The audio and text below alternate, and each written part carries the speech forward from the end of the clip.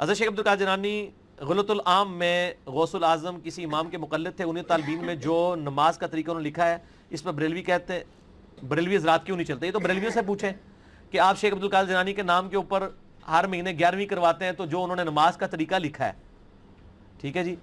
Even شیخ عبدالقادر جیلانی نے غنیۃ الطالبین میں لکھا ہے کہ اہل حدیث ہی اہل سنت ہیں. اور آپ کو پتا ہے کہ شیخ عبدالقادر جیلانی نے غنیۃ الطالبین میں حنفیوں کو لکھا ہے یہ گمراہ فرقہ ہے. ہاں غنیۃ الطالبین میں وہ جب بریلویوں ترجمہ چھاپا تو وہ کہتے ہیں نہیں اے اہل حنفی اور سن اسی ہو رہا, چلو وہ والے کتنے نے ہوں, ٹھیک ہے نا جی. تو ہاں اچھا نہیں حنفی, جن حنفیوں پہ انہوں نے کہا نا کہ شیخ عبدالقادر جیلانی نے جن حنفیوں کو گمراہ کہا تھا وہ اور تھے, ہم اور ہیں. ہم کہتے ہیں اس کو چھوڑ دیں, کتاب و سنت کی دلائل میں چاہے وہ تھے چاہے یہ تھے, دونوں کے عقائد قرآن و سنت کے خلاف ہیں. شیخ عبدالقادر جیلانی کو کہتے ہیں حملی, تو یہ پوری غنیۃ الطالبین میں کہیں انہوں نے لکھا ہے کہ میں حملی ہوں. آپ تو عقیدوں کی کتاب لکھتے ہیں نا المہند, تو اس کے سٹارٹ میں لکھتے ہیں کہ ہم فروع میں مقلد ہیں امام حنیفہ کے اور ہم اصول میں مقلد ہیں ابو الحسن اشعری اور ابو المنصور ماتوریدی کے. آپ تو کتاب کے پہلے صفحے پہ لکھتے ہیں ہم کس امام کے ماننے والے ہیں. غنیۃ الطالبین ایڈی موٹی کتاب ہے, منو دسوں نے کتنے لکھا ہے کہ میں عملی ہوں. اور یہ ان کے بعد ٹوٹکے ہوتے ہیں. یہ سعودیہ والوں کو بھی جب لوگ رفع دان کرتے ہیں او سعودیہ والے عملی نے, سعودیہ والے جو قرآن مفت بانٹ رہے ہیں نا, جن پہ علماء عرب نے سائن کیے ہوئے ہیں, اس قرآن کے اندر سورۃ النساء کی آیت نمبر 59 کے کانٹیکسٹ میں یہ لکھا ہوا ہے کہ اماموں کی اندھی تقلید نے امت میں گمراہی کا دروازہ کھولا ہے. علماء عرب نے جو مفت قرآن چھاپ رہے ہیں اس میں سورہ نساء آیت نمبر 59 میں انہوں نے تقلید کو گمراہی لکھا ہے, تو وہ عملی ہے. تو یہ ٹوٹکے ہوتے ہیں ان کے پاس ایک نا چھڑلا ہوندی ہیں, لیکن انہوں نے یہ چھوڑ سکتے. اہل حدیث اور اہل سنت میں کیا فرق ہے, یہ تو اہل حدیث سے جا کے پوچھیں. ہمارے نزدیک تو اہل حدیث بھی اہل سنت ہیں, بریلوی بھی اہل سنت ہیں, دیوبندی بھی اہل سنت ہیں, اپنے منہج کے اعتبار سے اہل سنت ہیں, باقی ان میں خرابیاں آ گئی ہوئی ہیں. یہ لادہ بات ہے کہ اہل حدیث اپنے ساتھ اہل سنت لکھتے نہیں ہیں, تو اس لیے لوگ ان کو وہابی کہتے ہیں اور اپنے آپ کو سنی کہتے ہیں. جب وہابی کہتے ہیں ان کو غصہ آتا ہے, تو غصہ نہیں آنا چاہیے. جب آپ کو توفیق ہی نہیں ہوئی کہ آپ اپنی مسجد میں اہل حدیث کے بعد بریکٹ میں اہل سنت لکھ لیں, تو جو لوگ اپنی مسجد میں اہل سنت بریکٹ میں حنفی بریلوی لکھ رہے ہیں تو پھر ان کو حق بھی ہے کہ وہ اپنے آپ کو اہل سنت کلیم کریں. آپ کو تو اہل سنت لفظ سے ہی چڑ تھی, وہ تو اب ہم نے بتایا کہ صحیح مسلم میں اہل سنت کا لفظ ہے, اور آپ کو اتنی چڑ ہوئی کہ آپ نے ان کو کہنے سنیے دی گل ہے تے اسی اہل حدیث ہے کہنے ہیں. تو پھر آپ کے ساتھ یہی کچھ ہونا تھا, آپ نے اپنے پاؤں پہ خود کلاڑی ماری ہے. ہم سے نہ اس چیز کا گلہ کریں, فوراً سے پہلے اپنی مسجد سے آپ اہل حدیث کا نام کاٹ دیں, یا لکھنا ہے تو اہل حدیث بریکٹ میں اہل سنت لکھیں, وہ بھی اپنے لیے. میں تو اس چیز کے حق میں نہیں ہوں, میں تو اس چیز کو بدعت سمجھتا ہوں. شیخ زبیر علی زئی صاحب سے میری 1 to 1 خود بات ہوئی تھی, انہوں نے کہا میرے نزدیک بھی مسجد کے باہر بریلوی دیوبندی اہل حدیث لکھنا بدعت ہے. تو میں نے کہا تو آپ نے کیوں لکھا ہوا؟ کہتے ہیں میں نے کوئی نہیں لکھا ہوا, میرا خیال تھا انہوں نے بھی لکھا ہوگا. پھر میں لفظ ہے واقعی کوئی نہیں ملا, ٹھیک ہو گیا. لیکن وہ شیخ زبیر علی زئی صاحب بھی وہ اہل حدیث تھے, باقیوں کے میں بات نہیں کرتا, ٹھیک ہو گیا.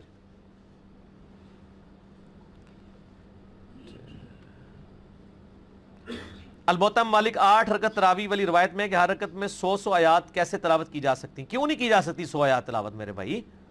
اللہ کے بندو, 8-8 10-10 گھنٹے کی رات ہوتی ہے, اس میں آگے الفاظ موجود ہیں کہ ہم فجر کے قریب فارغ ہوتے تھے.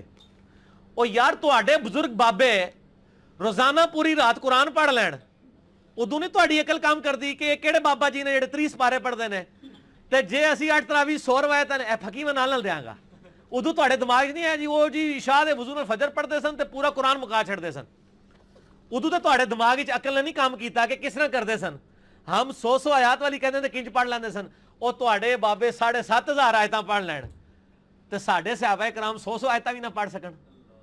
کیڑی وڈی پھکی ہے وہ تے جھوٹ ہے, اے سچ جے 100 پڑھی جا سکتی, میں بھی تانوں پڑھا سکنا. جی ہاں جی. اچھا جی, المسند الحاکم کی حدیث بخاری مسلم کی شرط پہ ہے تو ان کا درجہ نیچے کیوں ہے؟ اس لیے کہ یہ میں نے پورا ایک مسئلہ 197 میں یہ بتایا ہے. شاہ ولی اللہ دہلوی نے حجت اللہ البالغہ میں لکھا ہے کہ آپ حاکم کو اور بخاری مسلم کو کمپیئر کرو تو بود المشرکین ہے، وہ اس لیے کہ امام بخاری اور امام مسلم اپنے استادوں سے بحث و تمہیز کے بعد حدیثیں نقل کرتے تھے، صرف یہ نہیں دیکھتے تھے کہ ہر حدیث لکھ لینی ہے، جہاں پر وہم لاحق ہوتا تھا وہ روایتیں نہیں لیتے تھے، جن روایتوں میں ان ائمہ کو وہم لاحق ہوا امام حاکم نے تو دیکھا یہ بخاری مسلم کا راوی ہے، لے لی، اب وہ اس راوی سے اختلاط کے بعد لی ہے، پہلے یہ بھی دیکھنے کی چیز ہے کہ وہ آخری عمر میں اس کا حافظہ بگڑ گیا تھا، آپ ان کو چھوڑ دیں، کئی صحابہ ہیں جنہوں نے آخری عمر میں حدیثیں ڈیفرنٹ بیان کر دی ہیں۔ حضرت انس ابن مالک جب بوڑھے ہو گئے تھے تو بخاری مسلم ہی کھول کے دیکھ لیں، حسن بصری کو ایک بندہ کہتا ہے مجھے حدیث شفاعت حضرت انس ابن مالک نے بیان کی ہے، تو انہوں نے کہا بس اتنی بیان کی ہے، انہوں نے کہا ہاں، ان کا لیکن جب انس جوان تھے نا اس وقت یہ پوری حدیث بیان کرتے تھے، اب مجھے لگتا ہے وہ بوڑھے ہو گئے ہیں یا انہوں نے جان بوجھ کے حصہ چھوڑ دیا، تو صحابہ بھی بوڑھے ہو کے اختلاط کا شکار ہو جاتے تھے، تو تابعین تبع تابعین کو تو چھوڑ دیں، لہذا خالی شرط پہ ہونے سے روایت صحیح ثابت نہیں ہو جاتی۔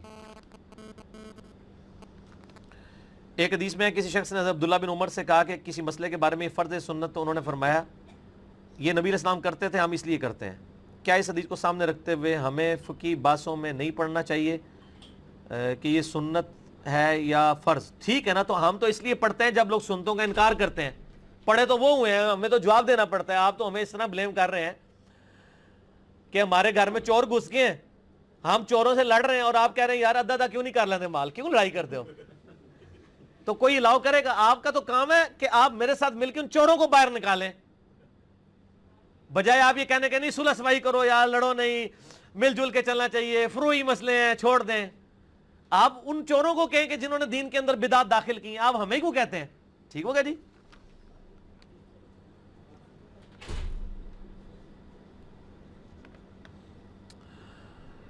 انبیاء کرام تو سب کے نزدیک بال اتفاق معصوم ہے، کیا امت میں سے کوئی شخص معصوم ہو سکتا ہے؟ جامع ترمذی میں حدیث ہے کہ حضرت عمر سے شیطان بھی ڈرتا تھا، او بھئی یہ مسلم بخاری میں بھی ہے، تو ان کی عصمت کیسے ثابت؟ عصمت کوئی نہیں ثابت ہوتی میرے بھائی کہ حضرت عمر سے شیطان ڈرتا تھا، اس سے قطعاً یہ رزلٹ نہیں نکلتا کہ حضرت عمر سے ہمیشہ ہر معاملے میں شیطان ڈرتا تھا، ایسا تو معاملہ نہیں ہو سکتا، ان سے بھی بحیثیت ہے انسان کہ یہ غلطیاں ہوئی ہیں جو رپورٹ بھی ہوئی ہیں، انہوں نے بعد میں اصلاح بھی کی ہے۔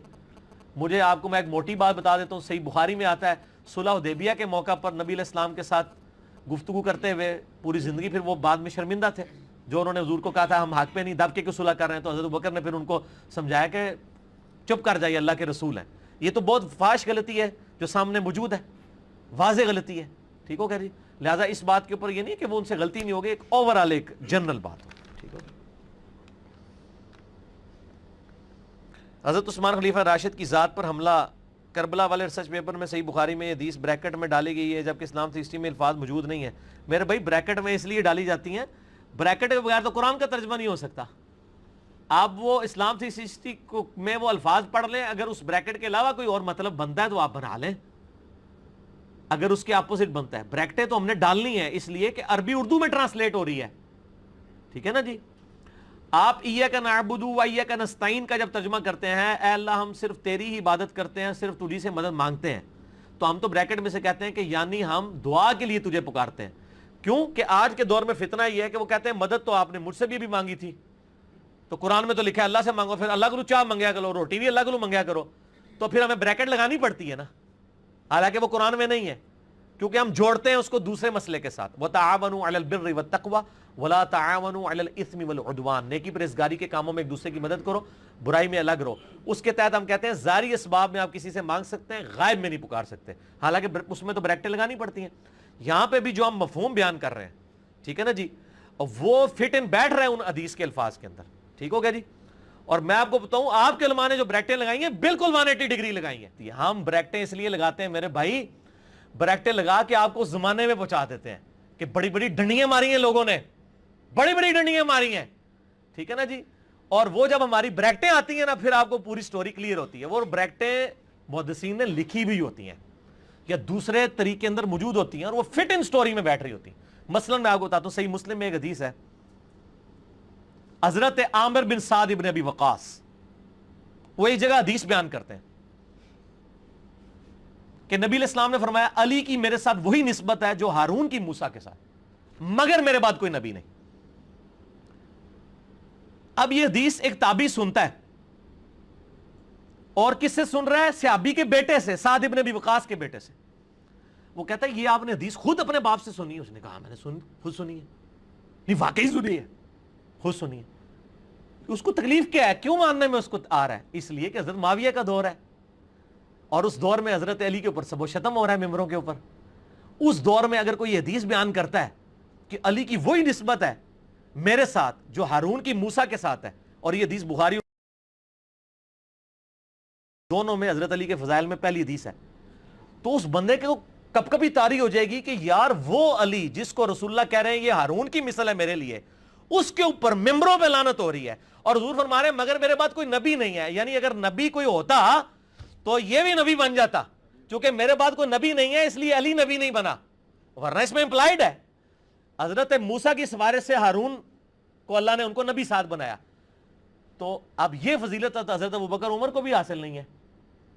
ہم تو یار غار کہہ دیتے ہیں نا ابوبکر کو، لیکن حضرت موسیٰ کے ساتھ سپورٹیو کون تھا سب سے ٹاپ آف دا لسٹ؟ کیا یوشوا ابن نون تھے؟ حضرت ہارون تھے۔ نبی علیہ السلام کے ساتھ اس لیول کا سپورٹیو نہ ابوبکر تھے نہ عمر تھے، صرف حضرت علی تھے۔ اسی لیے تو اتنی بڑی فضیلت ہے۔ اے بھی زوری تو ہے، کہتے ہیں زوری شیعہ ہے، اوے زوری دے دشمن ہو، اے بھی زوری روایت کرتا جے، ٹھیک ہے ناسبیو۔ اچھا اب یہ حدیث وہ 2-3 بار پوچھتا ہے، پھر وہ کہتا ہے جی میں تیرے باپ سے جا کے کنفرم کروں گا کہ یہ واقعی حدیث ہے کہ نہیں۔ جس طرح میں جب کوئی حدیث بیان کرتا ہوں بخاری مسلم، فوراً اپنے مولوی کو پوچھتے ہیں یار وہ بخاری تو علیہ السلام نے کٹتا ہے حضرت علی نال، وہ سانو نہیں سی پتا، وہ کہتے سانو نہیں سی پتا، ٹھیک ہے نا جی، میں نہ لڑتے ہیں اے پہلے بھی سن لوگ، ٹھیک ہے نا۔ وہ پھر سعد ابن ابی وقاص کے پاس آتا ہے، اور یہ میں نے کربلا والے پیپر میں ڈالی ہوئی ہے، اور آگے کہتا ہے جی آپ نے حدیث سنی ہے؟ کہتے ہیں ہاں میں نے سنی ہے۔ ایک صحابی جب کہہ رہا ہے میں نے سنی ہے تو ہوں تیرے ٹھڈ کیڑی پیڑ ہے، کہتا ہے کیا واقعی سنی ہے؟ پھر سعد بن ابی وقاص دے وہی حالت تاری ہو جاندی جو میرے ہوتے ہو جاندی ہے۔ انہوں نے کہا کہ میری کانوں نے سنا، میری آنکھوں نے نبی علیہ السلام کو دیکھا، اور میرے دل نے اس کو محفوظ کیا۔ میری آنکھیں اندھی ہو جائیں، کان بہرے ہو جائیں اگر میں نے نبی علیہ السلام سے کم از کم 7 دفعہ یہ حدیث نہ سنی ہو۔ مسند احمد میں اس کا طریق موجود ہے۔ اب یہ سٹوری آپ کو تب سمجھ آئے گی جب انجینئر صاحب کی بریکٹیں لگی ہوئی ہوں گی۔ وہ بریکٹ پھر ہم نے لگائی، چونکہ حضرت معاویہ کا دور تھا، ممبروں پہ سب و شتم ہو رہا تھا، حضرت علی کی اتنی بڑی فضیلت والی حدیث لوگوں کو ہضم نہیں ہوتی تھی، اس لیے پھر وہ خود تحقیق کرنے کے لیے گئے۔ ساری یہ بریکٹ فٹ ان بیٹھتی ہے، یہ بریکٹا نہیں تو سارا معاملہ کرنا، یہ بریکٹ لائی جیسے گاٹے فٹ کی، یہ بریکٹا میں نہ مولویوں نے گاٹے فٹ کی، یہ پمفلٹ نہیں خالی لگی ہیں، انہوں نے بھی گاٹے فٹ ہوئی ہیں، کیونکہ کانٹیکسٹ ہوتا ہے۔ ٹھیک ہو گیا جی۔